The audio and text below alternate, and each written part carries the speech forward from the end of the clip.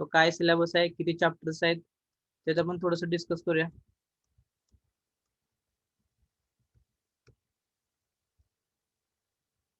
Okay, total 6 chapter आहेत आपल्या maths syllabus मध्ये. मॅथ्स मध्ये टोटल काय असतील 6 चॅप्टर्स आहेत. सेक्शन फर्स्ट असेल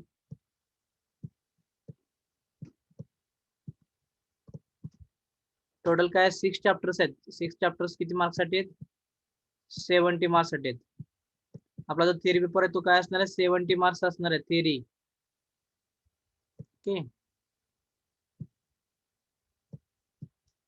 त्यानंतर नेक्स्ट 30 मार्क काय असणार आहे? तुम्हाला सांगितलं ऑलरेडी, ISE जे की एक्झाम असते 30 मार्कची 2 चॅप्टर वरती. टोटल 6 चॅप्टर आहे. 6 चॅप्टर डिवाइड करायचे 2 2 2. प्रत्येक 2 चॅप्टर वरती 30 मार्क्सचे काय होतील? ISE होतील. आणि त्यानंतर 25 मार्क्सचा टर्म्स असेल.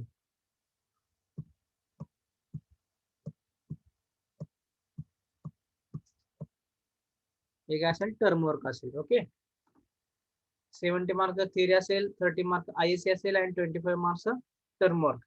प्लस आता याच्यामध्ये काय ऍड होतील? क्लास टेस्ट एक ऍड होतील. ते किती मार्कला असणार आहे? 20 मार्क्स साठी असणार आहेत. Class test CA.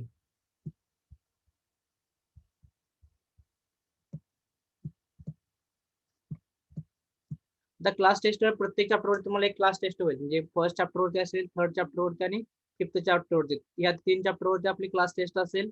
आणि रिमेनिंग 3 चॅप्टर्स आहेत ते प्लस हे फर्स्ट चॅप्टर याच्यावरती ISE होत जाईल तुम्हाला 2 2 2. ओके, आता हे क्लास टेस्ट काय इम्पॉर्टंट आहे? कारण क्लास टेस्ट वरतीच तुमचं टर्म वर्क डिपेंड असेल. त्यामध्ये अटेंडन्स असेल, त्यानंतर नेक्स्ट तुमचे मार्क्स म्हणजे तुम्ही किती मार्क्स पडले त्याच्यावरती डिपेंड असून ते तुम्हाला 25 मार्क्स मिळतील टर्म वर्क. ओके, त्यानंतर section first 35 marks section first आहे. त्यामध्ये टोटल 3 चॅप्टर्स आहेत.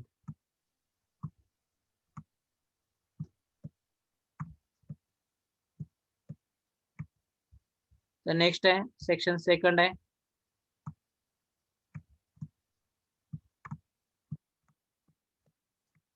ओके, सेक्शन सेकंड सेम परत काय असेल? 35 मार्क्स.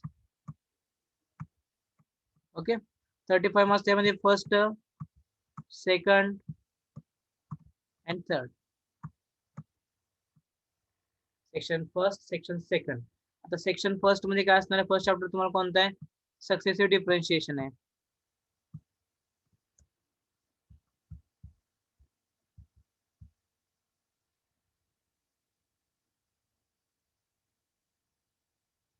या टाईपचं नेचर असेल. सक्सेसिव्ह डिफरन्शिएशन आहे फर्स्ट चॅप्टर. सेकंड चॅप्टर तुम्हाला expansion of function. Successive differentiation म्हणजे काय? ऑल डेरिव्हेटिव्ह याच्यामध्ये nth डेरिव्हेटिव्ह आपल्याला फाइंड करायचे. प्लस तुम्हाला मीन व्हॅल्यू थेरम आहे, रोल्स थेरम आहे, लॅग्रेंजेस थेरम आहे,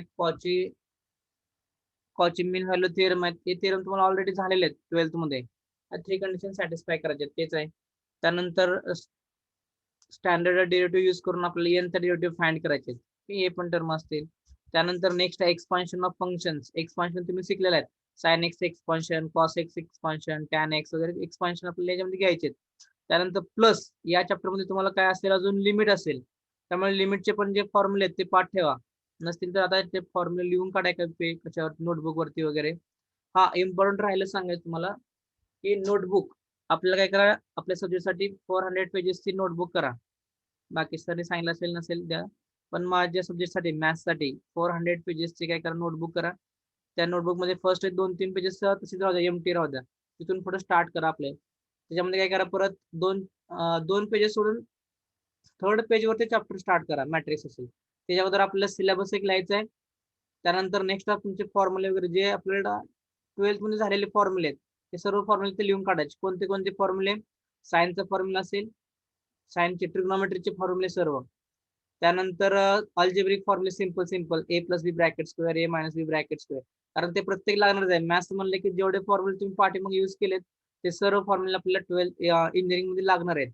M1 मध्ये M1 असेल, M2 असेल, M3 असेल, प्रत्येकामध्ये हे फॉर्म्युले लागणार आहेत. त्यामुळे 2-3 पेजेस तुम्हाला किती पेजेस लागतील चेक करा.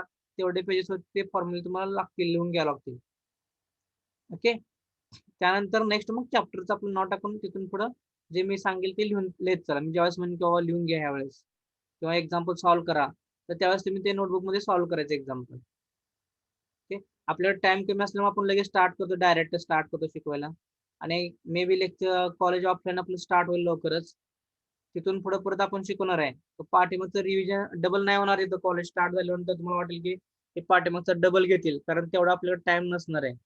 कारण आपल्या 2 सेमच्या टायमिंग मध्ये एक सेमच्या टायमिंग मध्ये 2 सेम शिकायचं आहे आपल्याला.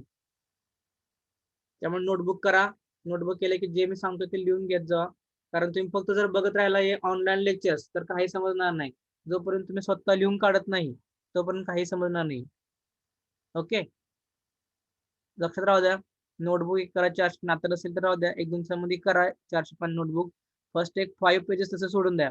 तिथून पुढे सिलेबस एकदा लिहून काढा. मी सिलेबस तुम्हाला टेलिग्रामवरती ऑलरेडी पाठवलंय. अजून एकदा पाठवतो मी सिलेबस. तो लिहून काढा सिलेबस. एक 5 सब्जेक्ट 5 पेपर म्हणजे 5 पेजेस सोडा. त्यानंतर सिलेबस लिहून घ्या आणि सिलेबस नंतर आपला मॅट्रिक्स चॅप्टर जो स्टार्ट करणार आहे मी, तो तिथून पुढे लिहून घ्यायचा. मग आता मी डेफिनेशन सांगितली, तर डेफिनेशन सांगितल्यानंतर लगेच ती लिहून काढायला चालू करायचं माझ्या बरोबरच. तर तुम्हाला मी तर रायटिंग मध्ये असणारच आहे तुम्हाला डायरेक्ट स्क्रीनवरती, ते बघून लिहायचे फक्त. आणि ज्यावेळेस एक्झाम्पल सॉल्व्ह करा सांगेन त्यावेळेस एक्झाम्पल तुम्ही त्या नोटबुक मध्ये सॉल्व्ह करायचं. ओके. तर प्रत्येक सब्जेक्ट तुम्हाला जे सब्जेक्ट टीचरने कसं सांगितलं ते बघा, त्यानुसार एक एक्सपान्शन झालं. त्यानंतर थर्ड चॅप्टर आहे मॅट्रिसेस. आता मॅट्रिसेस म्हणले की सगळ्यात इम्पॉर्टंट चॅप्टर मॅट्रिसेस, कारण याच्यावर तुम्हाला तुम्ही इझिली पास होत आहे आणि प्लस स्कोरिंग पण होतं याच्यावरती, कारण तुम्हाला हे चॅप्टर ऑलरेडी झालेलं आहे. आता ह्याच्यामध्ये फक्त प्रॉब्लेम काय येतोय या चॅप्टर मध्ये, प्लस मायनसचा प्रॉब्लेम येतो. ज्यांना प्लस मायनस मध्ये कन्फ्युजन होतं त्यांना कसं आहे मॅट्रिक्स मध्ये प्रॉब्लेम येतो, कारण ह्याच्यामध्ये आपल्याला प्लस मायनस ऍडिशन सबट्रॅक्शन करायचं सिम्पल. पण त्याच्यामध्ये तुम्ही जर गडबडीत कसं असतं म्हणजे ज्यावेळेस आपलं सोपं जात एक्झाम्पल सोपं जातात, तर त्यावेळेस आपण लक्ष देत नाही प्लस मायनस कडे. मग प्लस मायनस कडे लक्ष नाही दिलं की काय होतं, प्रॉब्लेम येतो. प्लस मायनस कडे लक्ष नाही दिलं की मग एक आता मॅट्रिक्स मध्ये कसं राहतं बघा, 3 मार्काचं जर एक्झाम्पल असेल, ओके, आणि डेरिव्हेटिव्ह मध्ये पण 3 मार्काचं एक्झाम्पल आहे. तर आपण सपोज 5-5 स्टेपचे दोन्ही एक्झाम्पल आहेत. तर तुम्हाला सपोज डेरिव्हेटिव्ह मध्ये तुमचं लास्ट एक फक्त 5 स्टेप मधलं एक्झाम्पल आहे, त्याचे तुमचे 5 स्टेप आहे ना ते चुकलेले, तर तुम्हाला ते काय करतील, 2 मार्क्स किंवा 2.5 मार्क्स येतील डेरिव्हेटिव्ह मध्ये. पण मॅट्रिक्स मध्ये कसं असतं बघा, तुमची जर फिफ्थ फक्त स्टेप लास्ट स्टेप चुकले तरी 1 मार्क, आणि सेकंड स्टेप चुकले तरी पण 1च मार्क मिळतो मॅट्रिक्स मध्ये. मॅट्रिक्स मध्ये असे तुम्हाला स्टेप बाय स्टेप मार्क्स मिळत नाहीत. तुम्ही जर आन्सर जर करेक्ट असेल तर आउट ऑफ, नसेल तर 1 मार्क मिळतो तुम्हाला आउट ऑफ 3, किंवा आउट ऑफ 5 असेल तरी पण 1च मार्क मिळतो मॅट्रिक्स मध्ये. कारण मॅट्रिक्स मध्ये मेन प्रॉब्लेम कुठे येतो, तर प्लस मायनस मध्ये येतो. ऍडिशन सबट्रॅक्शन करताना आपण काय करतो, गडबडीमध्ये सॉल्व्ह करायला जातो फास्ट, त्याच्यामध्ये प्लस मायनसचा प्रॉब्लेम येतो. तर प्लस मायनस प्रॉब्लेम फक्त येऊ देऊ नका, बाकी मॅट्रिक्स पेपर सगळ्यात सोपा आहे आणि स्कोरिंग पण होतं याच्यावरती. आणि काय काय जणांना मॅथ्स अवघड होतो सब्जेक्ट, अशासाठी हा चॅप्टर खूप छान आहे मॅट्रिक्स पास होण्यासाठी. आता टार्गेट ठेवताना लगेच ऍडमिशन घेतले आणि मॅथ्स फक्त पास व्हायचं असं टार्गेट ठेवूच नका फर्स्ट, क्लिअरली सांगतो मला. कारण का, तर आपल्याला ऍप्टिट्यूड क्रॅक करायचे असते पुढे जाऊन, गेट एक्झाम द्यायचे. ओके.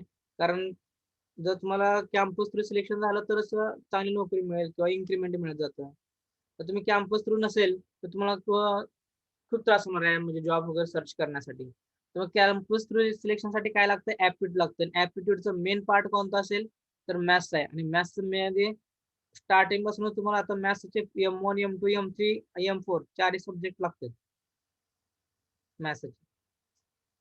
त्यामुळे आपल्याला जेवढे 6 चॅप्टर आहेत 6 परफेक्ट करायचे. जसे तर तुम्ही 2 जरी परफेक्ट केला तर तुम्ही आउट ऑफ पास होता, लगेच सहज पास होतं. 30-35-40 मार्क्स मिळून जातात तुम्ही 2 ते 3 चॅप्टर जरी केले तरी. पण तसं करायला आपल्याला बीट बाय बीट करायचं मॅथ्स मधलं, M1 M2 M3 एक सुद्धा बीट सोडायचं नाही. तर तुम्ही ऑल बीट्स कव्हर करायचे आपल्याला, तर तुम्हाला ऍप्टिट्यूड गेटला प्रॉब्लेम येणार नाही नंतर. ओके. बघा झाला मॅट्रिसेस आहे. मॅट्रिसेस मध्ये आपलं रँक वगैरे फाइंड करायचे, आयगेन व्हॅल्यू आयगेन वेक्टर्स वगैरे फाइंड करायचे. आपण फर्स्ट चॅप्टर मॅट्रिसेस स्टार्ट करणार आहे, त्यावेळेस मी इंट्रोडक्शन घेतोच. सेक्शन सेकंड मध्ये काय बघा, मल्टीव्हेरिएबल डिफरन्शियल कॅल्क्युलस म्हणजेच काय असणार आहे, पार्शियल डेरिव्हेटिव्ह. पार्शियल डेरिव्हेटिव्ह म्हणजेच काय असतं, ज्यावेळेस तुम्ही एक्सचा derivative with respect to y घेतो त्यावेळेस तो 0 येतो, म्हणजे पार्शियल याच्यामध्ये. आपण त्यावेळेस डिटेलमध्ये जाऊया, कारण हा चॅप्टर घेतला की पाठीमध्ये चॅप्टर कन्फ्युज होतं.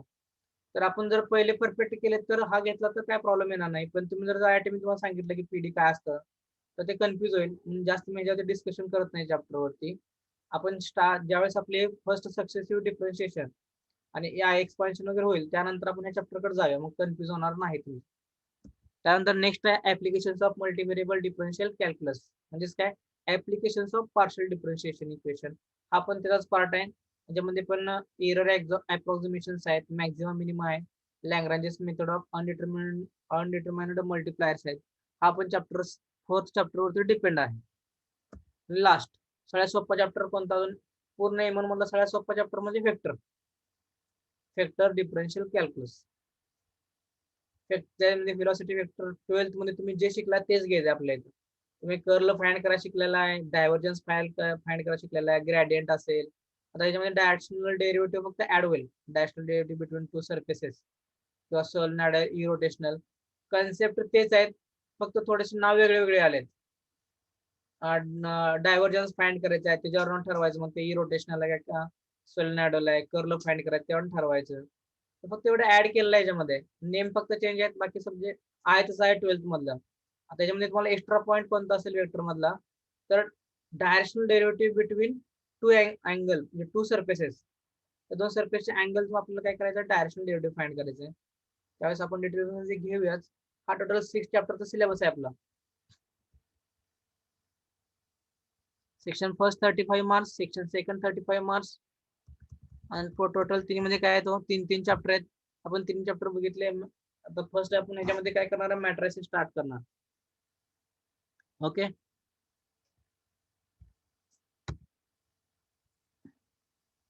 सिलेबस मध्ये काय प्रॉब्लेम नसेल मी तुम्हाला पीडीएफ पण पाठवतो सिलेबसची, ते पण एकदा पेज लिहून काढायचा सिलेबस.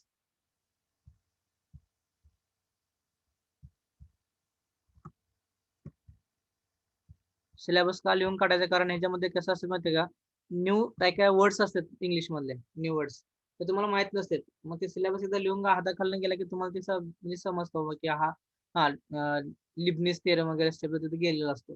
ते लिहून ठेवलं की परत लिबनिस थेरम म्हणलं की तुम्ही लिहू शकता लगेच, नवीन नवीन शब्द असतात. आता याच्यामध्ये नेक्स्ट स्टार्ट करूया आपण मॅट्रिसेस चॅप्टर. ओके, मॅट्रिसेस मध्ये तुम्हाला त्याच्या अगोदर काय लागणार आहे, डिटर्मिनंट चॅप्टरचे महत्वाचं आहे. डिटर्मिनंट चॅप्टर, मॅट्रिक्स चॅप्टर शिकायसाठी डिटर्मिनंट यायला पाहिजे. डिटर्मिनंट आलं तरच तुम्हाला काय येणार आहे, मॅट्रिसेस येणार आहे. मग आता डिटर्मिनंटचे त्यासाठी डेफिनेशन घेऊया, त्यानंतर पुढे जाऊया आपण हळूहळू.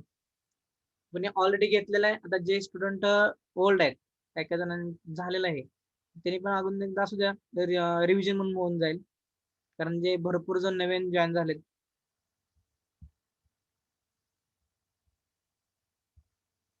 फर्स्ट काय, डिटर्मिनंट. डिटर्मिनंटची डेफिनेशन काय असते, equal number of horizontal and vertical lines written in between two vertical bars.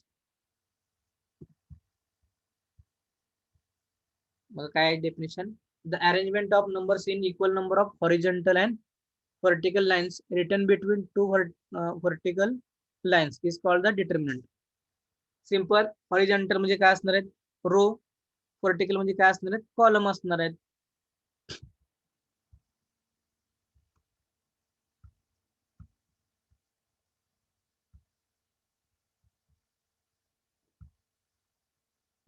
Okay, example बघूया आपण मग.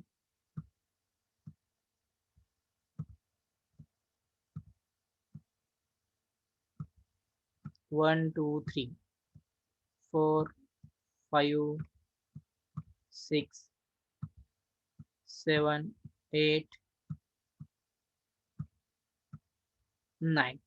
हा काय डिटर्मिनंट आहे. आपण याला डिटर्मिनंट का म्हणतो, तर याच्यामध्ये चेक करायचं, तर याच्यामध्ये रो किती आहेत आणि कॉलम किती आहेत बघायचं. आता यामध्ये चेक करा, हा काय हो, फर्स्ट रो आहे R1, हा काय is second row, next one is third row. Okay, next check करा columns.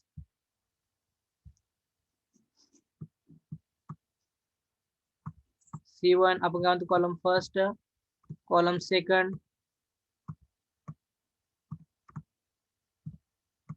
Column third. First row, first second row, third row. जे पहिला रो, पहिल्या ह्याला आपण काय म्हणतो फर्स्ट रो म्हणतो, सेकंडला काय म्हणतो सेकंड रो, थर्डला थर्ड रो, फोर्थ फिफ्थ असं असतील. आणि कॉलम काय असतील, first column, second column, third column, fourth column. Column घेतो आपण. आडवं म्हणले की काय असणार रो, उभं म्हणले की काय असणार कॉलम. आता ह्याच्यामध्ये काय चेक करायचं आपल्याला इम्पॉर्टंट, किती रो आहेत 3, किती कॉलम आहेत 3 कॉलम आहेत. इक्वल आहेत का, आहेत इक्वल, म्हणतो का आपण बघा इथे डेफिनेशन मध्येच घेतलेलं आहे, इक्वल नंबर ऑफ,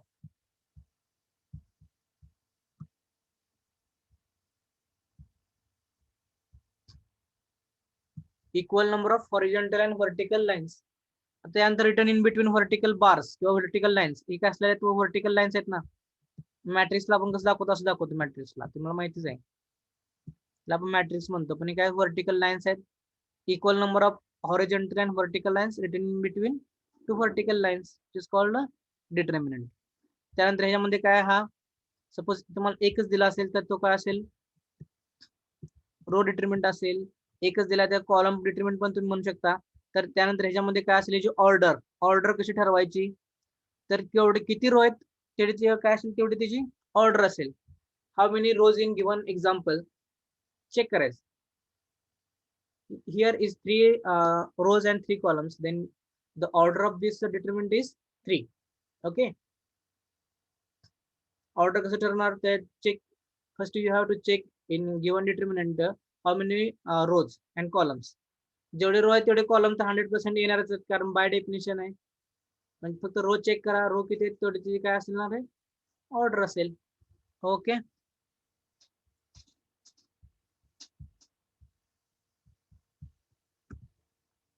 रो घेतला, कॉलम असेल. Next leading diagonal, important part हा.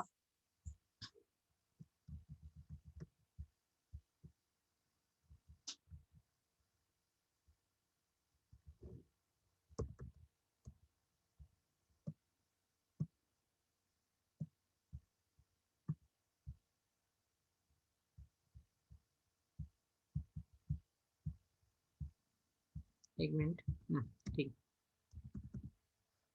त्यानंतर नेक्स्ट ऑर्डर झालं लिडिंग डायगोनल. आपल्याला हा लिडिंग डायगोनल शिकायचं आहे. ओके, ऑर्डर तर माहित झालेले आहे. The equal number of rows and columns are called order of the given. आता आपल्याला काय करायचं, लिडिंग डायगोनल बघायचं.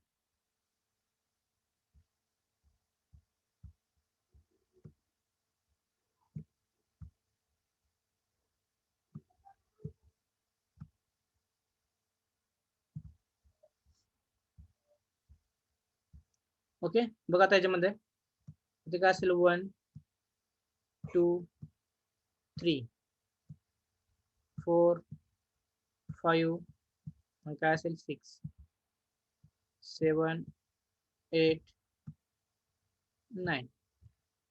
आता हा काय एक डिटर्मिनंट आहे, 3/3 डिटर्मिनंट आहे. तर आपल्या ह्याच्यामध्ये काय बघायचं, लिडिंग डायगोनल असेल, मेन डायगोनल असेल, ऑल काय सेम थिंग्स आहेत.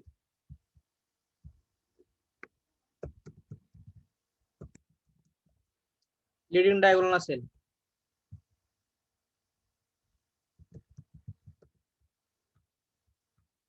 दुसरं तुम्ही काय म्हणणार, ह्याला प्रिन्सिपल डायगोनल पण म्हणू शकता.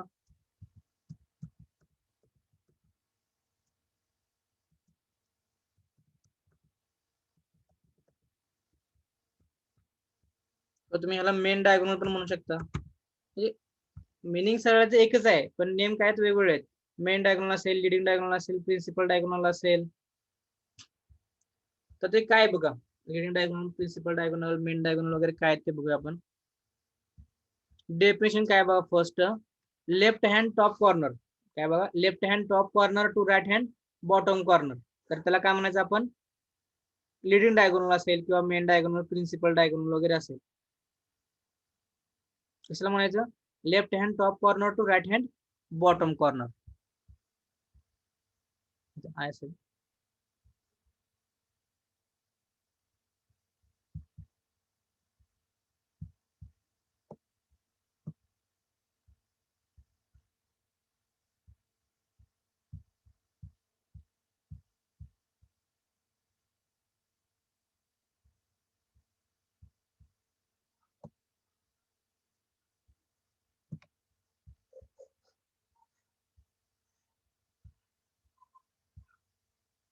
ओके, मग काय असणार आहे लेफ्ट हँड टॉप कॉर्नर. तर हा काय येणार आहे लेफ्ट हँड टॉप कॉर्नर. हे एक्झाम्पल बघा, हा काय असणार आहे लेफ्ट हँड टॉप कॉर्नर आहे. ओके, टू राईट हँड काय असणार आहे बॉटम कॉर्नर. हा काय असणार आहे right hand bottom corner. Okay, तर ह्याला काय म्हणायचं लीडिंग डायगोनल म्हणता येईल किंवा प्रिन्सिपल डायगोनल. याला काय म्हणा तुम्ही लीडिंग डायगोनल किंवा प्रिन्सिपल डायगोनल. तर डेफिनेशन काय होती left hand top corner to right hand bottom corner. तर याला आपण काय म्हणणार आहे लीडिंग डायगोनल असेल मेन डायगोनल असेल. कारण याचा डिटर्मिनंट मध्ये इम्पॉर्टंट आहे पार्ट हा, कारण ह्याच्यावरती आपण पुढे एक्झाम्पल सॉल्व्ह करतो ना ह्याचा यूज करून. आता हा झाला 3x3 झाला.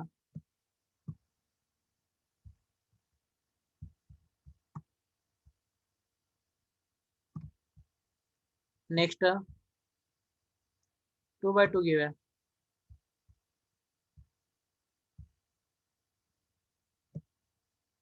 2 असेल 4 असेल 6 असेल 7 असेल.